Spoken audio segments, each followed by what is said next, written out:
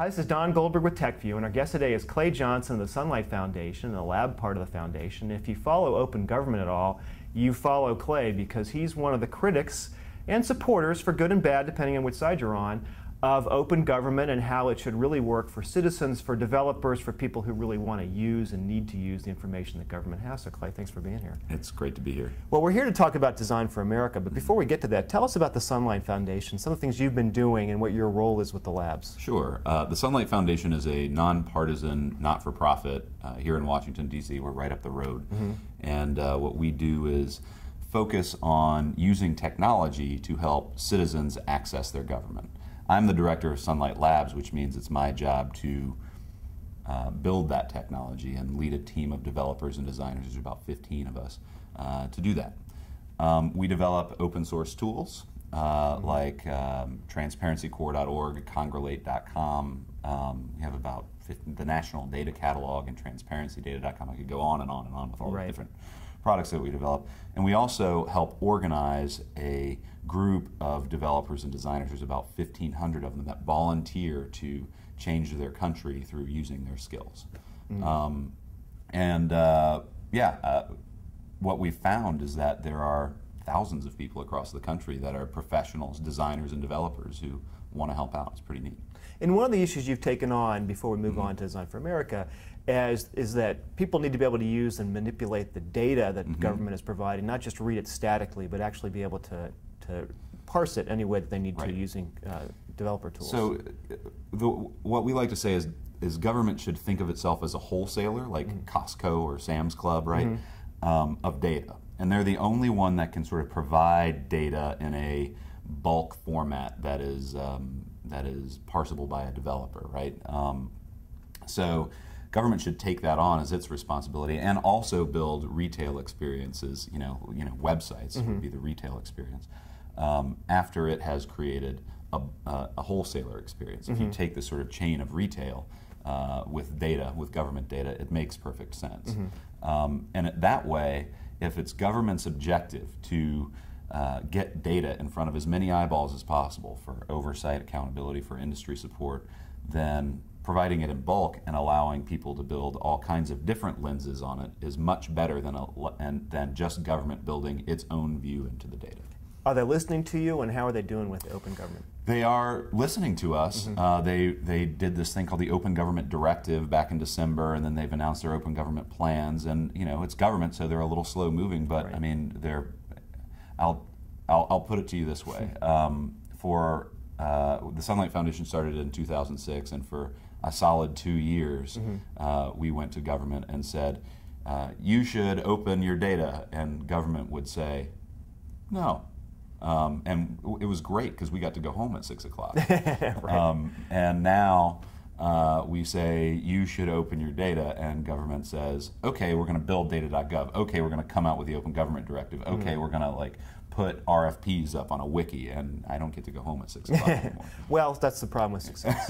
Well, let's talk about Design for America, because you are sort of essentially having a contest of developers to try to figure out the best ways of doing this. That's right. Well, it's more geared towards designers. Last year we did 2 contests called Apps for America 1 and 2. That was geared towards developers. But now we really want to give designers a chance to change the world. We have all this data that government has put out, or that we have put out, and the problem is that ordinary people can't just look at it and see what's going on, right? So we came up with Design for America to say, hey, designer, take this data, take this complicated process, or take this website and make it something phenomenal.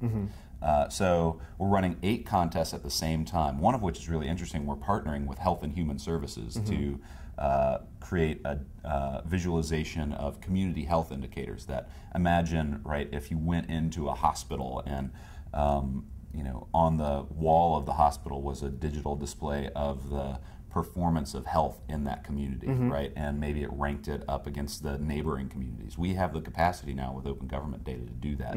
We're doing another one that we're now on the 35th anniversary of Just a Bill from Schoolhouse Rock. You remember that school? Right.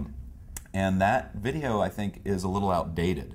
So one of our competition categories is best visualization of how a bill becomes a law. And hopefully, what we see out of that is a refresh of posters inside of high school civics classes or something like that. It's time to sort of revisit this. Americans, complain about lobbyists and bills, and we should read the bill, and we should read the bill, and we should. There are too many lobbyists making impact, and they're writing these bills strange and all this stuff, but we can't make changes in that system until we know how the laws are made, right? We're also doing complex data visualization. So, people complain that Congress is being bought out and there's too much money in the system. Well, let's visualize how the money is flowing in and out of the system. So we have a category in the contest of visualizing campaign contribution data, and we have a category in the contest of visualizing spending data, both from recovery.gov, the biggest government spending project of all time, and also just government contracts in general. And then finally, we've got contests of best redesign of a government website. So anything that ends with .gov, you can take that website and redesign it. And then one of the most interesting things is the primary method that people use to communicate and interact with their government is a form. Right. So we have these plethora of forms that we have to fill out for our government interactions, and they're boring and mundane, and no wonder why we think that government is boring and mundane when the face of government are these paper forms that no one can understand. So we have a best redesign of a government form, where we're hoping that designers will take that form and make it something that's easy to understand and beautiful and fun to interact with. And you're going to announce the results at the Gov 2.0 conference, which is coming up in a few weeks. The deadline is May the 17th. So there's still more time. Yeah, totally coincidentally is also my birthday. Well, it's a good coincidence. And then we have about a 10-day judging period, and then we'll announce the winners at the first night of the Gov 2.0 Expo here in Washington. And you getting a pretty good response so far? So far, we've gotten some good response. I'm always nervous about this stuff. I got to tell you, because every time we do a contest, it's pretty dry and silent. And then about a week beforehand, I'm like, I'm going to have to go to my boss and tell her that this was a failure. And, oh, this is terrible. But then on the last day, in the last 48 hours, pretty much 99% of the entries come in. Well, great. But I'm getting nervous now. So. Well, we look forward to seeing what you get and who the winners are. Hope to have you back. Maybe afterwards we can talk about why some of the winners were chosen. Maybe we can show some of them and really sort of take this to the next level. Cool, man. Well, Clay, thanks for being here, and hope to have you here again. I'm happy to be here. Great. This is Don Goldberg for TechView.